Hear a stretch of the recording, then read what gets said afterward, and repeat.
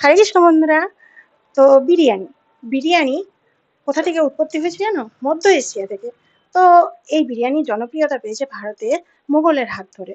আর এই বিরিয়ানি এত ভাইরাল, এত সুস্বাদু, কিভাবে আমরা নিরামিষভাবে রান্না করে ভগবানকে ভোগ অর্পণ করতে পারি। চলো তোমাদের শর্টে ঘাটে সুন্দরভাবে একটি রান্না করে আমি দেখাচ্ছি বিরিয়ানি।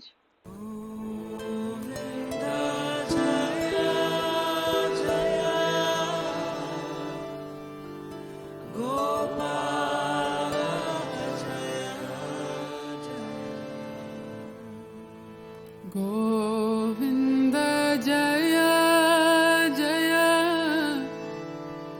गोपाल जय এটা বিরিয়ানি রেডি। তো जय ভগবানের বিরিয়ানি থালি, রায়তা, দর্শন করো, ফুলভোগ অনায়াসে পেয়ে যাবে। হরে কৃষ্ণ।